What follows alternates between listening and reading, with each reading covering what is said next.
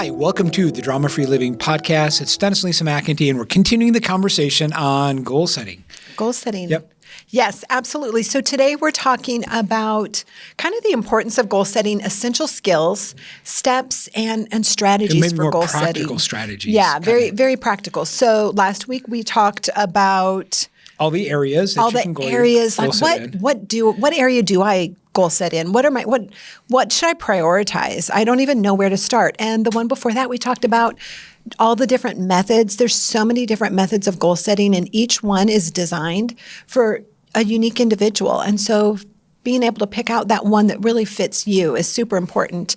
But today it's all about just some really practical steps and skills to utilize. We're going to have fun. So, but we want you to also download the free goal setting worksheet. Yeah, 2024 goal setting worksheet. Yep. So it's there. It's going to be in a link in the notes, and so just download it, and it sure is theirs. But it's a free gift, and it's just really to help you kind of get the thoughts out of your head and onto paper and figure out, okay, what are the goals that I should be setting, and how can I do it, and what's important to me, and what's my priority, and it's a super great multi-page worksheet on just making 2024 a good year. Right. And so what I love, Lisa, about this whole idea of goal setting is it really, when you do it, it gives you a clear picture, like this clear idea of like what success looks like. Mm-hmm. And here's what's interesting. Only you know what success looks like to you. Because a lot of times we say success, but that looks different to different people. I was just on a Zoom call with a bunch of entrepreneurs, and one of the persons said, "Hey," he said, "You know what success means to me?" He says, "It means that I have freedom." So I have freedom of choices, I have freedom of options. He says, the more freedom I have, the more successful I am. Right? I know other people, I've said before, it's like, well, success to me is the people that know me the best still love and respect me. Right? The ones that really know all of my junk and all of but they still have this love and respect for me. So it looks different for everybody, and only you know what it looks like. And so I think as you're setting goals, you sort of ask yourself, okay, what does success look like to me? What does that mean to me? And what is a successful 2024? What is this next year? What does that look like to me? What does success mean to me? And then from there, start to set your goals. Absolutely. And we have these different skills, these steps, and these strategies because they help bring clarity, and they help give direction for your goals. Yeah. So let's go through one skill, and this is the skill of clarity. Mm-hmm. And what I think about clarity is that clarity gives confidence. The more clear I am on the future, the next steps, this is what I want, it's like the more confidence I have. And you need confidence because many times it's a goal because you haven't achieved it. Yeah. Right? So you're going to need confidence because you haven't done it, because if you've already done it, you've already had it. So it's this idea, this picture, but you need confidence to be able to step into your future. And it really reduces this uncertainty. One tool that we like to use is this idea of when we set a goal, we list out all of our uncertainties. So these are all these uncertainties. I don't know this, I don't know this. And then ask yourself, okay, who can help me with that uncertainty? And it is a great focusing tool. So just don't underestimate the idea of like clarity, because it's – go ahead. Well, I was going to say it's kind of like for those of you that wear glasses or contacts, it's, you wake up in the morning and outside is kind of blurry and maybe you can't see things very well. Or if you're closer to our age and you don't have your glasses on, maybe the words on the page are a little bit unclear. Yeah. And I can remember someone – there was our daughter. She put her glasses on, or we had gotten her a prescription. We realized that she needed them, and she was like, "Wow, I didn't realize there were all those lines on a leaf like that. The veins that are in the lines. Yeah. That a leaf had so much detail to it because she didn't have clarity, and so she really couldn't see the beauty of it. And so that clarity just brings beauty to what we want out of life, and helps us really see what we want and get what we want. Well, and here's why it's so important, because when we're emotionally connected to outcomes, right? And we need to be, right? These goals we talked about before, these goals need to be emotional. You need to have an emotion attached to it. But the challenge is when you're emotionally connected to the outcome, your clarity gets a little cloudy. Right? Mm-hmm. That focus gets a little fuzzy because you have these emotions swirling. I really, really want this. And so continue to just get clear. And I think it's about articulating your intentions, right? Creating the context. And also it really helps align your team. Yeah.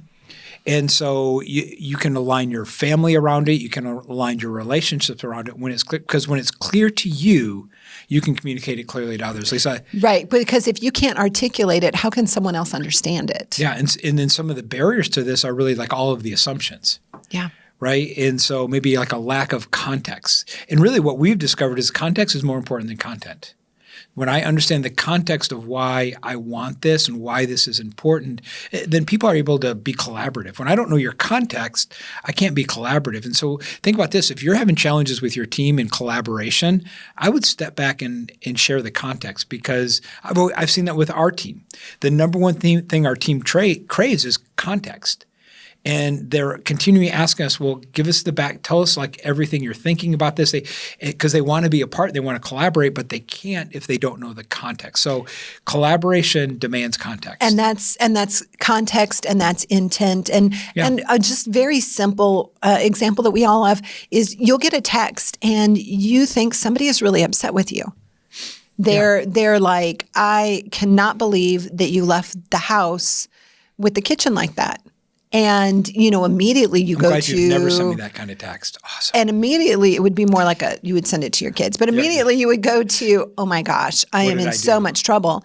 But you don't know. It could be somebody— the kitchen could have been fine and you could have left, I don't know, a dirty sock on there, and it could have been funny because it could have been in the shape of a bunny the way it was sitting in there. And it was actually like, I cannot believe how you left the kitchen, that you left it like that. Yeah, because we misread the tone. We misread the tone because, okay, that was all content. That was the content, but you couldn't hear the context and you couldn't hear the intent out of that. And we do the same thing when we're communicating verbally and when we're articulating, when we don't clearly know what we want or we don't clearly express what we want. And then we don't give the backstory, we don't give the intent, and we don't give the context. Well, and another barrier becomes information overload, especially like in our context today. Well, and even Lisa, like as we're talking to people about the roundtable, right? It's a 1-year coaching program. And we talked to somebody just yesterday and we're talking about the roundtable and should he do it, should he not? And he says, well, I have this coach and I have this coach and I have this. I said, hold on. This is not for you right now. Right? This is the roundtable is not the right, because you've already got all this other coaching. It's just going to produce information overload, and it's actually going to produce more confusion, not clarity. Right. Because you can't have too many voices in your life, because then you're split. Your focus is split. Yeah. And then maybe another barrier is kind of resistance to transparency. Is that, when you're resistance to being open, it really hampers that clarity, because to be clear, you have to like share things that are inside, maybe that are a little bit more vulnerable. So clarity, big skill as you're continuing to goal set and continue to like bring people on your team and rally a team together. Or even goal setting in your personal life, just getting really clear on what is it that I really want, and is that— I think I want this, but is that really what I want? Right. Well, because Lisa, like a lot of people can tell you what they don't want. That's an easy list. I can do that. I'm super great at that. I can figure out, okay, what don't I want? And then I can figure out what I do want. And it's that reverse. It's like reverse goal setting. Yeah. Which we talked about in the first podcast. Okay. So I know this goes, keep moving, is planning. Mm-hmm. And so there's a lot of different planning tools, but I want you to think through your goals need to like enter your calendar. If you just have goals and the actions don't enter into your calendar, they're not going to happen, right? So using a calendar, calendarizing what these goals are, and then working with lists is a great practical skill. And the thing I think people sort of underestimate is the routine. Yeah. Right. If I want to save a certain amount of money by the end of the year, well, I just don't wait till December and start like throwing all that money. It's like, what do I have to save in January? I have this routine of every paycheck, boom, this just goes into the IRA or this goes into this account. Because if I don't set a routine behind an action, then it just really becomes a wish or I hope so. Yeah. Now, in the one with planning, listen, people don't necessarily think about this, is learning to really estimate time. And this is all about sequencing.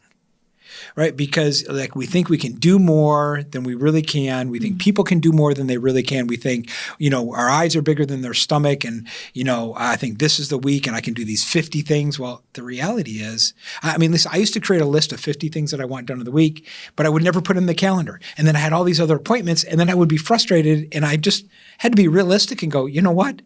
If this list doesn't get in the calendar, it's not going to happen. And even where you take different activities and you put them in the calendar. It's like you can't have your day full of meetings and then think you're going to get 3 reports out the door if you've never scheduled time to do the report. Right. And that's really just it's self-destructive behavior, because then it breaks down your self-confidence and it breaks down your belief that you can accomplish, because you've got all of these things that are super important, but you haven't allowed this space for them. Yes, you got to be able to plan, increase your plan. Now, another one people don't think about is prioritizing. Now, this is really like you think through all of these goals and what's the big impact? And almost like what's the most important task? And what I love about prioritizing that's really helped us is this idea of batching tasks. So we have this idea that we teach our roundtable participants where you create 3 different kind of time frames, where you have this front stage, a backstage, and you have off stage. Right? And Michael Hyde has made it really popular, and other programs have done something very similar, but you batch these front stage activities. And you almost create this front stage day, and then you create this backstage day. And we've seen our productivity and our prioritizing go through the roof when we can start to batch, because they use the same mental. It's a way space. just to separate what's kind of going on in your brain and to separate when to do different things and to be able to identify what is the purpose of this task. Yeah, and another one very simple that sometimes I don't do as well, I think you do super well, is this 2-minute rule. This, and can you do it in 2 minutes? Then just do it. And how many times do I think about something and I write it down and then I communicate it to somebody, and really I could have just taken 2 minutes of my time and just done it and just got it off the table. So yeah, because you can sit there and you can stare at your phone and scroll for 2 minutes or 20 minutes. Well, listen, you know what go ahead. And if you go and you see something, this form that needs to be filled out, it needs to be signed and sent. It's literally, it might take 90 seconds. So rather than leaving it on the list, just get it out the door. Well, listen, I realize for me that it typically does not take me a long time to get stuff done, but man, it takes me a long time to get ready to get something done. Right? And so you just create this quick movement, 2 minutes, boom, this is what I'm going to do. And then it creates momentum. Think about if you had a bunch of little 2 minutes, right? And you create this momentum. You could totally knock out your 50 things on your to-do list. You absolutely could. Okay, so another one that you wanted to cover? Resilience and adaptability. So why is this so important? Okay, so things happen, and we have setbacks, and we have things, life circumstances change, the circumstances in our businesses change, in our career, and when we are adaptable and when we're resilient, we're able to just navigate these setbacks, and we're able to still maintain our motivation, because you've got a stick, and it's strong, and if you try to snap it, it will snap if it's dead. Right? Mm-hmm. Because it's just brittle and there's no adaptability to it. There's no resilience. But if it's a living branch, you can't snap that thing. It will just bend, and it will bend too. And that's why when you're in the middle of a storm, and a lot of times these branches will come down, and they'll typically be the branches that are dead. And so you've got to have the lens. Or refuse to bend. They're not resilient. And so when those setbacks come, when that wind comes, it will just snap them right off. And so when we build resilience and adaptability, we can navigate those setbacks. And it also enhances our problem-solving skills. We're not so rigid in our thinking. Right. So Apollo 13. Right. Tell the story, because you tell it so good. Okay, we're in the middle of this major crisis, and the spaceship is like, it's leaking air. And they're all going to die. Right. And so back on Earth, they got all the engineers together, right? If you remember the story, they got all the engineers together. It's a great portion of the movie. Yeah, and they put everything in a box that was on the spaceship. So everything in this box that was on the spaceship, and I forget the actual analogy, is that they took this one piece and they said, okay, you guys, you engineers, we got these astronauts up in space. They said, we have to make this round thing fit into this square tube, and all we have to work with is this. And they took everything that was in the box and they dumped it on the table. And nobody complained about, hey, then we need a screwdriver. Well, they don't have a screwdriver in the spaceship, right? And This is all we got. all we got, and they created this contraption out of using different parts in the spaceship. And it's almost like that. Even like we've had this with our team. It's like we have certain goals and things that we've been looking for and maybe some different hires to make. And I really sat the team down right just a couple of days ago, you and I did, and we said, hey, we're going to try to find this, but we might not be able to. That is just the reality. At this time. We will eventually. But right. And we're going to keep trying, but there is a part of like, we still have to patch this hole. And all we have is us right here. So this is all we have. This is all we know. It's all I know. All of the team knows, and we still got to patch this thing together.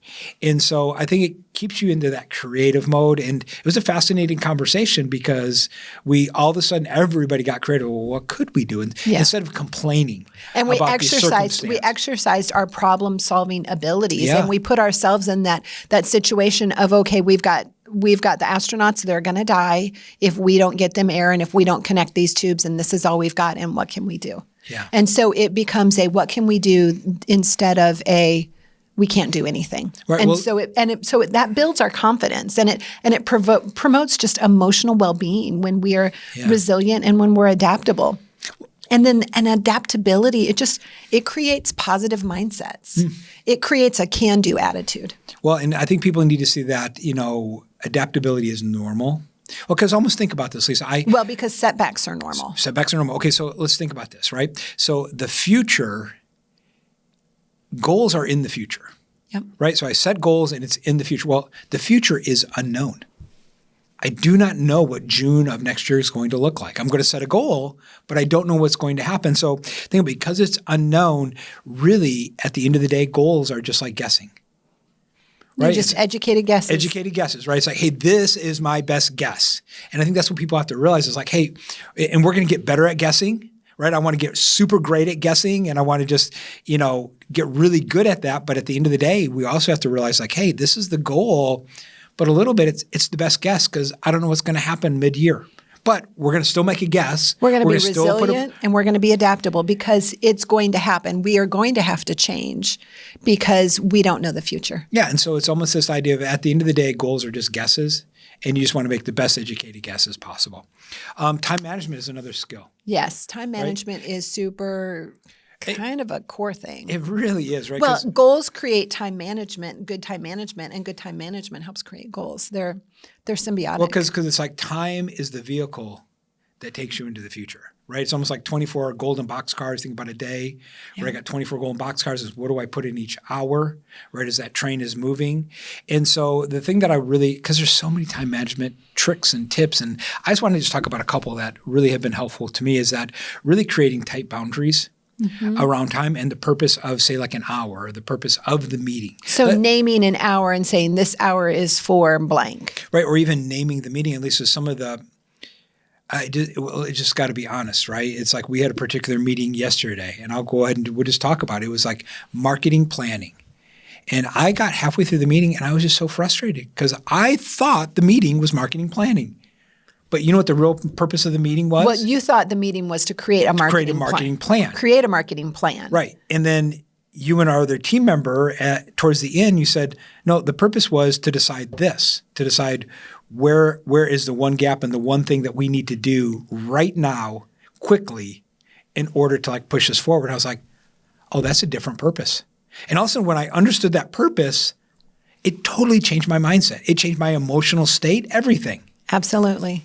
And that's part of that content and intent and context because I understood what marketing planning meant. It meant that we were talking about planning around marketing, but your context, you thought it was marketing we plan. were creating a marketing plan, which are two different things. Yeah. And so really, and if we can just get really good at naming, like the hour, naming it, and just put a boundary around it, right? Because it's like that boundary creates electricity. Right? Limits create. And also, like Lisa, I know that you'd rather have 5 minutes of my focused attention than a half hour of just me being scattered, right? So if we're talking, it's like, hey, we need to have a meeting. One of the worst things in pet peeves is like 15 minutes into the meeting, I'm like checking my email, I'm writing this, I'm thinking about it. You're like, hey, Are you, Come and bring it back here. yeah. And so really putting boundaries around time, I think that's super important. And listen, so many different methods and ideas, and we're not going to get into all the practice, but just when you think about time, think about 24 golden box cars. What are you putting in those box cars? And then what are the boundaries around each hour, each day, and just naming it, naming the purpose. Absolutely. Now, self-discipline. Self-discipline Ouch. is... It already hurts. No, self-discipline is good. Self-discipline is good. It's an essential skill for life. It's a step and it's a strategy for effective goal setting. And self-discipline, really, it's just establishing consistent habits. You're going to do something. You're going to eat something during the day. You're going to go to sleep at a certain time. You're going to do something within your 9 to 5 or your career time frame. You know, it may as well be something that's positive. It may as well be a consistent positive habit than a negative one, you know, rather than sitting and taking your break when you're at work and just spending 15 minutes of scrolling, you know, get up and walk around and clear your head. There's just settings, but self-discipline helps us set consistent positive habits. It also increases our time management and it helps prevent procrastination. Self-discipline also, it just really increases our focus and our concentration. And we desperately need that. Everything is thrown at us so quickly. You know, we'll go into a restaurant and feel so overwhelmed. I'm sitting in the restaurant and I feel so overwhelmed and I can't figure out, why do I feel overwhelmed? And then I realize it's because there's 4 TVs looking at me and they're all on a different channel and they're all playing something different. And so there's so many pictures that are flashing through my head that when we go into a restaurant, I know for you, you put your back to the television because you can't focus. And that's a discipline that you do. It's a positive habit that you've created, is that when you go into, unless we're specifically there to watch a game, you'll go in and it's really super difficult when we're at a client meeting. And we've discovered that is when we were in Amelia Island and we sat down with a gentleman, and he just was a super nice, incredibly successful business. And this was a get to know you meeting. We just kind of wanted to throw ideas around and see how we could help them. And you intentionally put your back to the television. And we even talked about it when we first sat down, because you knew that you were going to be pulled away from that conversation. And you know, when you're in work conversations, so it's not a positive thing to be pulled away. And so that self-discipline just really helps us kind of focus in our energy, focus in our concentration. Yeah, it really is kind of like knowing your trigger points, like knowing you and knowing what those are. Not. So I was thinking as you're talking. Do you know I'm glad you were thinking. Yeah, I do it once or twice. Yeah, that's good. Good job. Thank you. Yeah, I might do it again next week, right? That's all you got. But think about this self-discipline. And I thought about, you know, the enemy to that? Immediate gratification. Right. And then I was thinking about, I mean, you need to be self-disciplined to reach your goals, but also goals create your self-discipline. Right. Like I can see why people like do things out of immediate gratification, because they have no picture of their future. They have no goal for their future. They kind of lose their future, and then it all becomes about today. So really it's like the discipline create your goals, and the goals also create your discipline. So it's a fascinating symbiotic relationship. And self-discipline doesn't have to be painful or difficult. That's and right. Sometimes we just need to change our relationship with the word self-discipline. It's awesome. It's just the self-discipline really, truly is just a positive action. Love it. Positive. It's a positive action as opposed to a detrimental action. Awesome. And it doesn't have to be painful. And I loved what you said before about it showing us and helping us know what our weaknesses are, because our next one is all about self-awareness. There you go. So tell us more about this. Okay, so self-awareness involves understanding ourselves and how we're wired and our strengths and our weaknesses. It doesn't make any sense to set a goal necessarily around something that you're already so incredibly strong in when there are these other areas in your life that maybe are weak, and because they're weak, they're causing problems. So set your goals around some of these things that are weak, maybe a little bit weak, that are causing you problems, or that maybe you can't staff them for some reason, or, you know, because you can't staff being a father. So if you're weak in that and being able to communicate, well, let's just... Yeah, because there are certain roles that you cannot delegate. And we are a fan of delegation and unique ability and getting things off your plate. Don't make me do it if I don't have to. Right. But there are certain roles that you cannot delegate. Absolutely. Right. And so if you're weak in some of those roles, then you there's some things you need to work on. I mean, if you're CFO of the company, you should probably know your numbers. or you probably shouldn't be CFO. Another part of self-awareness, it aligns our goals with our values and our motivations. So when we're self-aware in the goals that we're making, it helps these goals be able to align with what we're actually, our position we actually have in the company or in our family, and what our values and our motivations are. Yeah. And it helps us understand our motivations. So when we can understand our motivations and recognize our motivations, we can better set goals.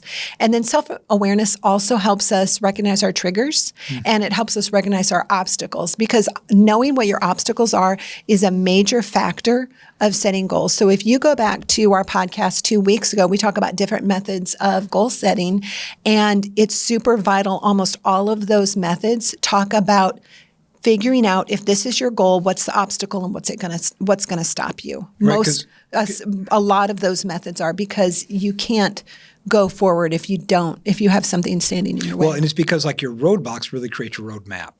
But if you think of a roadblock as something that shouldn't be there, well, then you're going to be mad, you're going to be emotional about it, but you go, oh, that's a roadblock. Well, how do I make that how do I use that roadblock to create actually a roadmap to get me to my bigger future?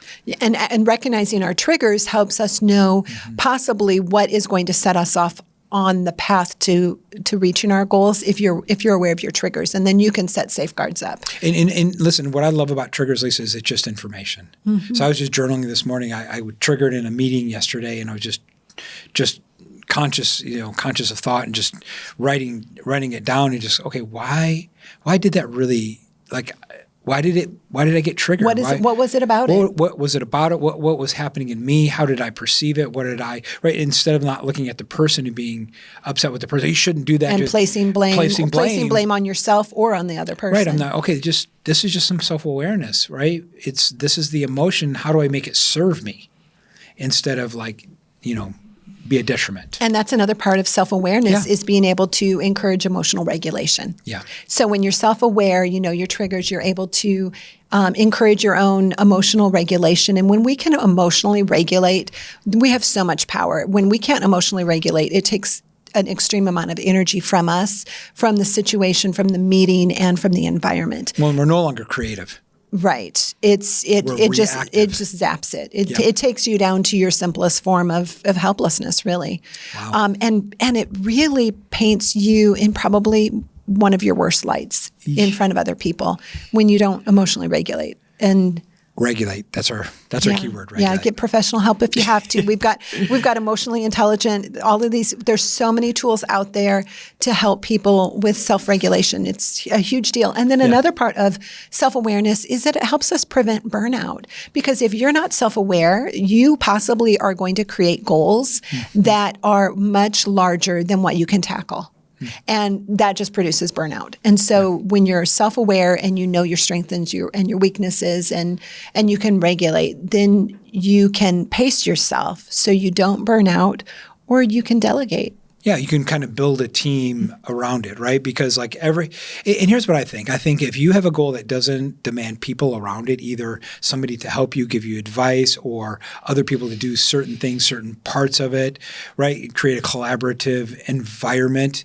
I mean, even in my personal fitness goals, it's like I need a collaborative environment. I need you to collaborate with me, right, on the schedule. And that's why you called up a friend. You called up our neighbor and was like, hey, do you want to run this half marathon with me?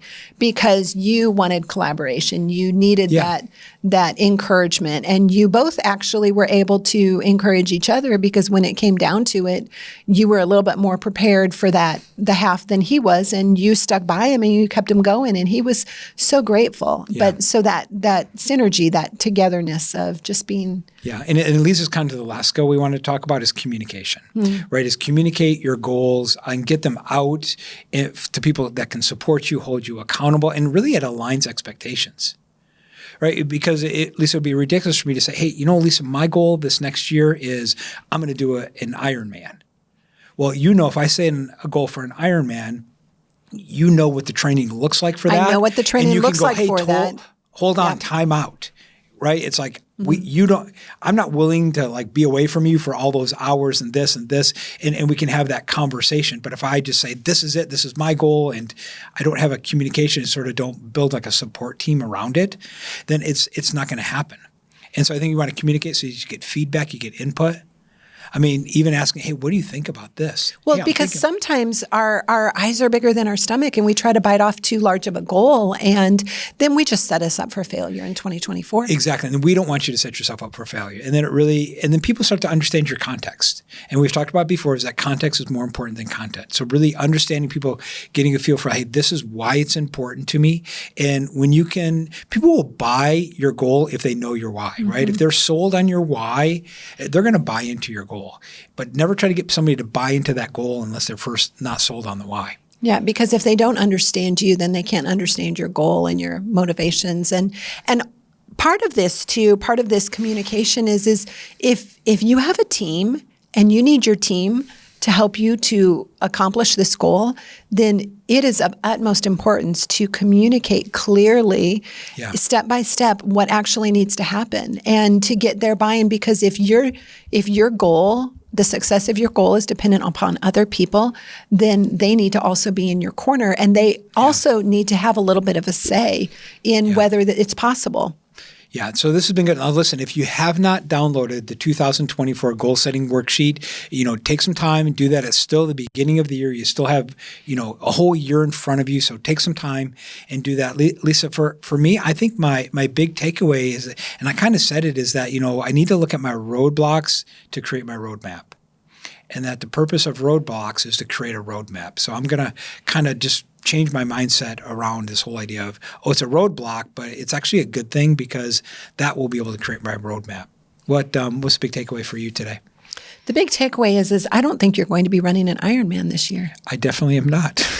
I know you weren't anyway, but I just, that kind of caught me as funny. Yeah. I love the aspect of clarity and the importance of clarity in being clear internally with yourself and what you really want and what you need, but also being able to communicate clearly to your team and to the people that are involved in this particular goal and the people that matter to you, whether it's a career goal in your team or your boss or your company needs to be bought into it, or if it's even a personal goal, just having people around you so have clarity to be able to communicate it.